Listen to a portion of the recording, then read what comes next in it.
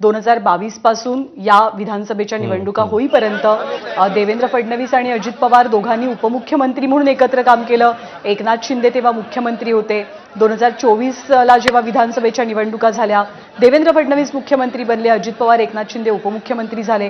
पण या तिघांची काम करण्याची पद्धत, या तिघांचं कॉर्डिनेशन, या तिघांच्या कामाचा वेग, तिघांच्या कामाचा झपाटा याची सातत्यानं चर्चा झाली. पण या तिघांचा एक साथीदार आज मात्र त्यांना कायमचा सोडून गेला आणि त्याची सल, त्याची बोच, त्याची वेदना ही अर्थातच देवेंद्र फडणवीस असो, एकनाथ शिंदे असो, त्यांच्या देहबोलीतनं, त्यांच्या प्रत्येक वाक्यातनं, त्यांच्या संवादातनं कालपासून आपल्याला जाणवते. खरं आहे. आणि कालपासून म्हणजे आपण काही त्यांचे जुन्या भाषणातले काही त्यांचे किस्से म्हणूया आपण, किंवा काही त्यांचं मनोगत आहे, त्याच्यामध्ये देखील अजित पवारने आता तू जो उल्लेख केला तसंच सांगितलं होतं की आमची रिक्षा जी आहे ती सुसाट चाललेली आहे. म्हणजे देवेंद्र फडणवीस ड्रायव्हिंग सीटवर आहेत, माझ्या बाजूला मागे आम्ही बसलोय, माझ्या बाजूला आहेत एकनाथ शिंदे आणि मी इकडे, आणि आमची तिघांची रिक्षा ही सुसाट सुटलेली आहे, असं त्यांनी त्या आशयाचं, म्हणजे जे तिघांचं बॉन्डिंग आपण म्हणतोय, किंवा तिघं जण मिळून ज्या पद्धतीने राज्याचा कारभार करत होते, तर ते त्यांनी देखील काही कार्यक्रमांमध्ये किंवा आपल्या मनोगतामध्ये हे बोलून दाखवलं होतं.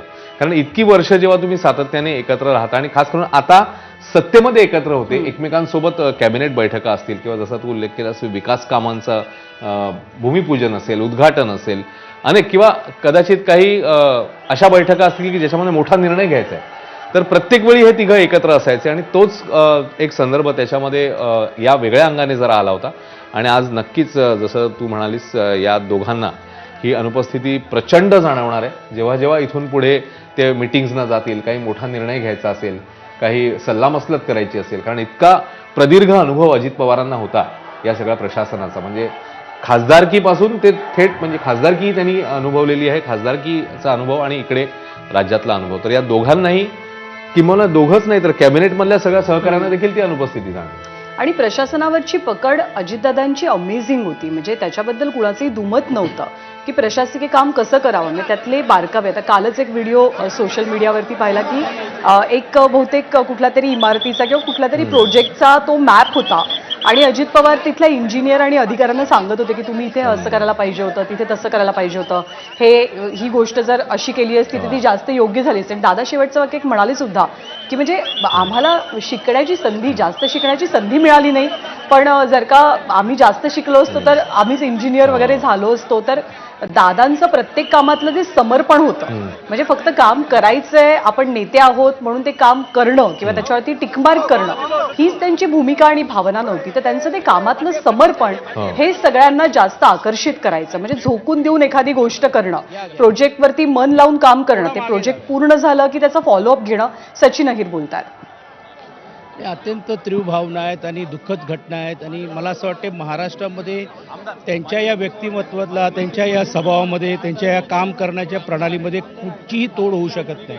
म्हणजे आपण बोलतो ना, नो रिप्लेसमेंट, म्हणजे कोणीही पर्याय त्यांच्यासारखा होऊ शकत नाही.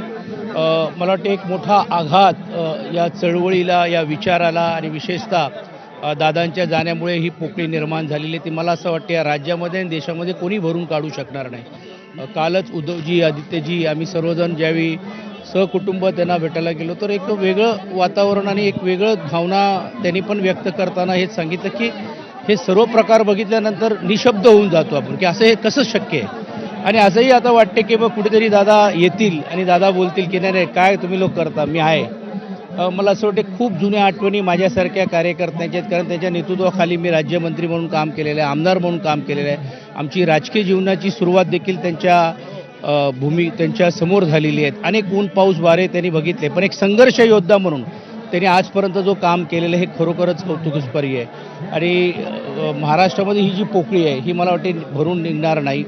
व्यक्तिशः माझ्या आणि माझ्या कुटुंबाच्या वतीने तर एक म्हणजे आमचा कुटुंबातला एक सहकारी आज आमच्याबरोबर राहिले नाही आहेत. पार्थ असतील, जय असतील, वहिनी असतील. मध्यंतरीच्या काळामध्ये काही राजकीय जरी मतभेद असेल पण वैयक्तिक संबंध कधी तुटले नाही आणि ती संबंध जपणूक करण्याचं काम आम्ही सर्वांनी मिळून केलेलं आहे. तर हीच भावना आपण जी मगासपासून हो. बोलतोय तीच सचिन अहिरांनी व्यक्त केली. खरं तर अखंड राष्ट्रवादीचे ते सदस्य होते, नंतर आता ते ठाकरेंच्या शिवसेनेसोबत आहेत. पण त्यांनी हे सांगितलं की वैयक्तिक संबंध आमचे कधी दुरावले नाहीत. राजकीय वाटा जरी वेगळ्या झाल्या तरी अजित पवारांनी सुद्धा ते वैयक्तिक संबंध कायम ठेवलेले होते आणि दादांची खासियत हीच होती. आणि मगाशी आपण त्यांचे जे बॉडीगार्ड आहेत त्यांचा उल्लेख केला, त्यांची दृश्य सुद्धा पाहिली की जसं कार्यकर्त्यांना दुःख झालंय, नेत्यांना म्हणजे घरच्या मंडळीच्या दुःखांची तर आपण कल्पनाही करू शकत नाही. पण त्यांचे बॉडीगार्ड असतील, सहकारी असतील, अंगरक्षक असतील, गाडीचे ड्रायव्हर असतील, या सगळ्यांची जी भावना आहे ती सुद्धा कोणीतरी वडिलांचं छत्र हरपणं किंवा एक मोठा आधार आपल्या आयुष्यातला निघून जाणं अशीच ती भावना पाहायला मिळते. खरंय, मगाशी एक बॉडीगार्ड रडताना देखील आपण पाहिले आणि म्हणजे खरंच मन सुन्न करून टाकणार आहे. कारण ज्यांच्याबरोबर जसं तू म्हणालीस की कुटुंबापेक्षा जास्त काळ, म्हणजे आता तर सगळ्या निवडणुकांचाच मोसम चालू होता. आधी महापालिका असतील, आता जिल्हा परिषद, पंचायत समिती, त्यामुळे जवळपास दिवसभरातले 15-15, 20-20 तास ही मंडळी एकतर सभांचे दौरे असतील किंवा या माध्यमातून लोकांना भेटणं असेल, तर तेव्हा साहजिकच ही सगळी टीम त्यांच्यासोबत असायची. म्हणजे बॉडीगार्ड्स असतील, ड्रायव्हर्स असतील, त्यांचे PA असतील, त्यांची जी बाकीची टीम आहे ती सगळी असेल, तर तेच एक कुटुंब होतं त्यांच्याबरोबर नेहमी. आणि त्यांच्या मनात देखील त्यामुळे साहजिकच ही भावना आहे की आपण आपल्या कुटुंबातला एक